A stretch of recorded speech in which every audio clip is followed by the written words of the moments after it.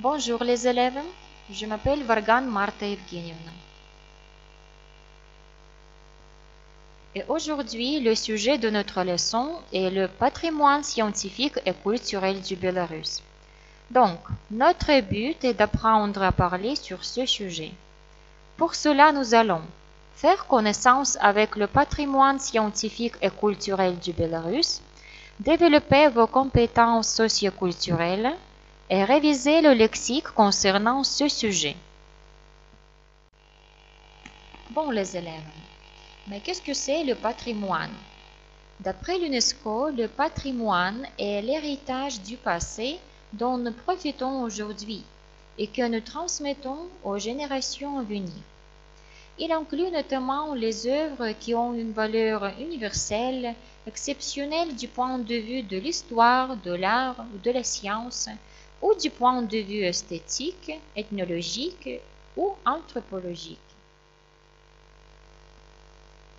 Et en ce qui concerne de notre pays, la terre bélarusse a donné au monde des saints, des maîtres, des savants, des civilisateurs, des poètes et des écrivains, des diplomates, des peintres et des cosmonautes. Bon, et le Bélarus est fier des civilisateurs tels que Francisque Skorina, Simeon Polotsky, des peintres Marc Chagall et Kazimir Malevich, Mikhail Savitsky, poètes Yanka Kupala et Yakub Kolas, Maxime Bogdanovich et Petrus Brovka, dont l'œuvre fait partie du patrimoine culturel mondial.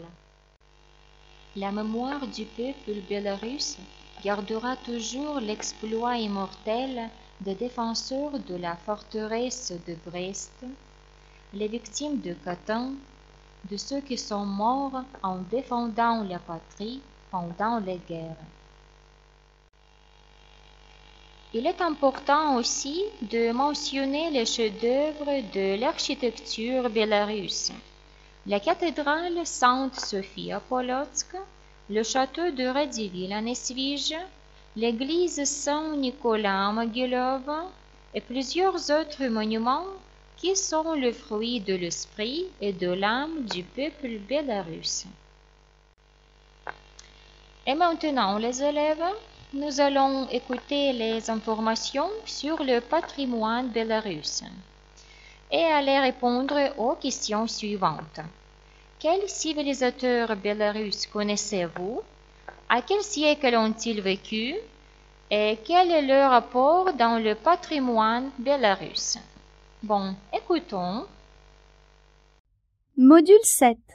Le patrimoine scientifique et culturel du Bélarus. Comprendre et parler.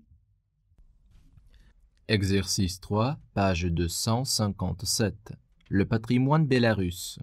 Maison paternelle, pays natal, patrie. On entend ces mots depuis notre plus tendre enfance. La notion du patrimoine est très large.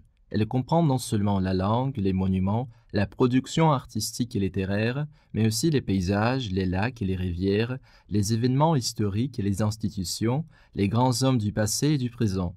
C'est un héritage commun qu'il convient de protéger. Dans l'histoire du peuple bélarusse, on note des événements heureux et tristes, tragiques même.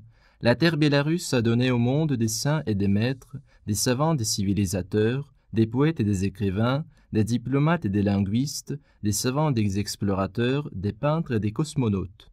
Le Bélarus est fier des civilisateurs tels que Francisque Skorina, Simon Boudny, Kirill Turovsky, Simeon Polotsky, des peintres Marc Chagall et Kazimir Malevich, Ivan Krutsky et Mikhail Savitsky, poètes Yanka Kupala et Yakub Kolas, Maxime Bogdanovich et Petrus Brovka, dont l'œuvre fait partie du patrimoine culturel mondial.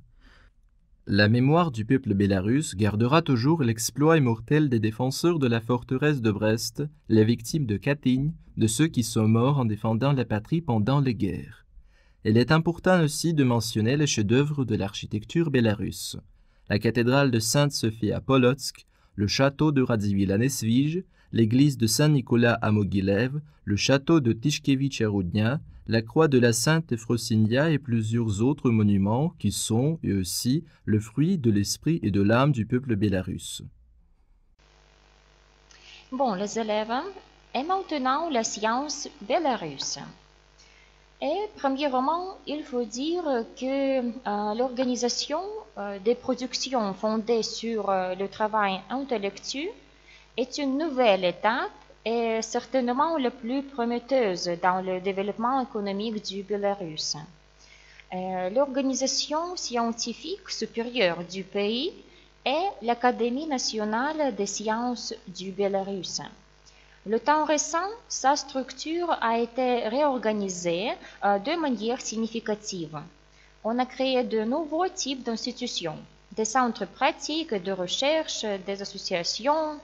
On a amélioré des approches et des méthodes de la gestion de l'innovation. Aujourd'hui, l'objet de la recherche fondamentale et appliquée de l'Académie ne se forme que conformément aux priorités de l'économie. Dans ce cas, les scientifiques proposent à leurs clients une gamme complète de services, de l'idée scientifique à des projets du développement spécifique, l'organisation de la production. Les centres scientifiques et techniques occupent une place importante dans l'infrastructure d'innovation. Ils augmentent l'efficacité de l'interaction entre la science et l'industrie dans le secteur agricole, la métallurgie, la construction des machines et d'autres secteurs.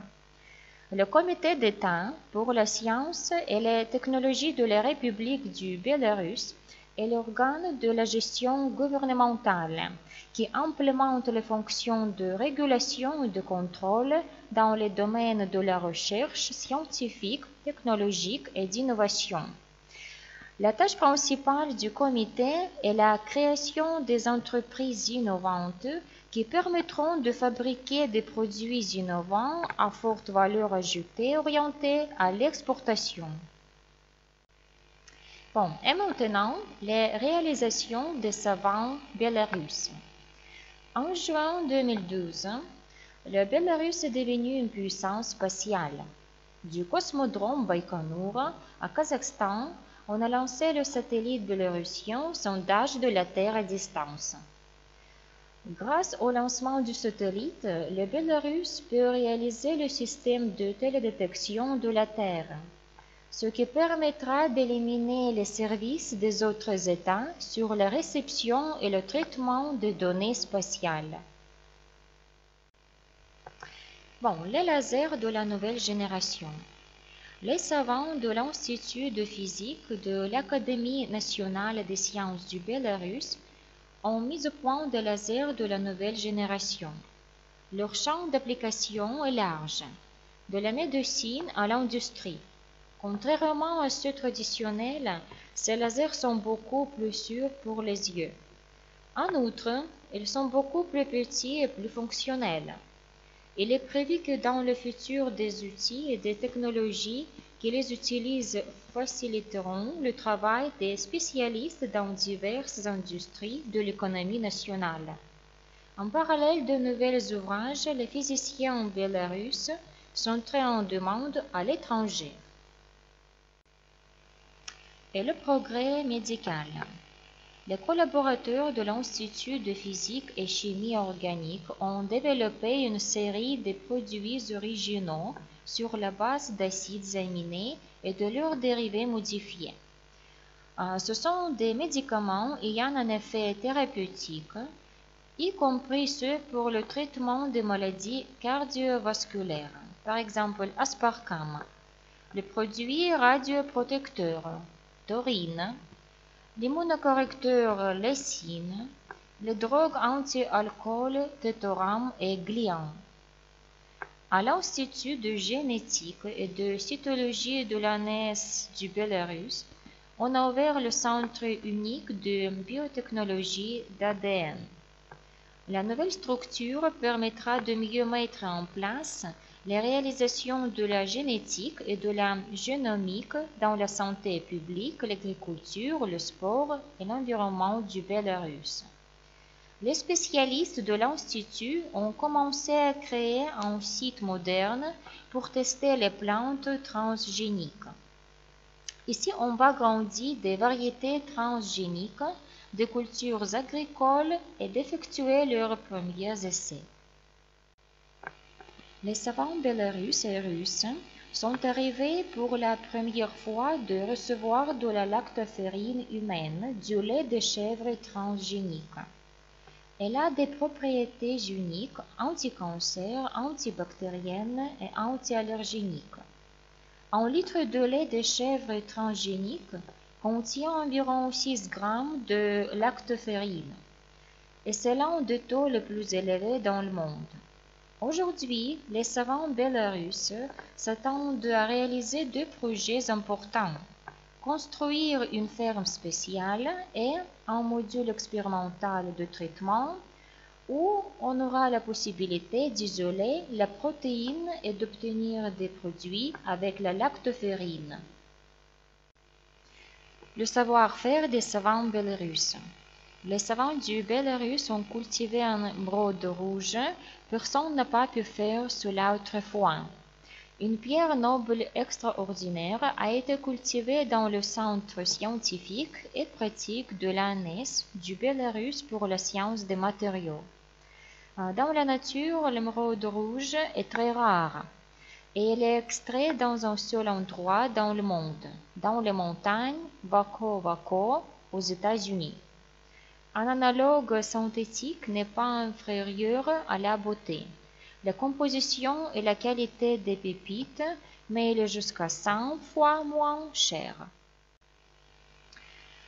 Et à la fin de notre leçon, il faut dire que la République du Bélarus a choisi la voie de l'État-providence, dont l'objectif principal est la croissance du bien-être matériel et de la prospérité culturelle de ses citoyens.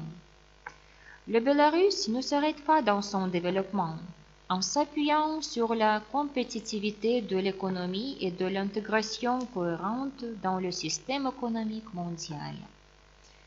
Bon, les élèves, merci pour votre attention. Bonne chance. Au revoir.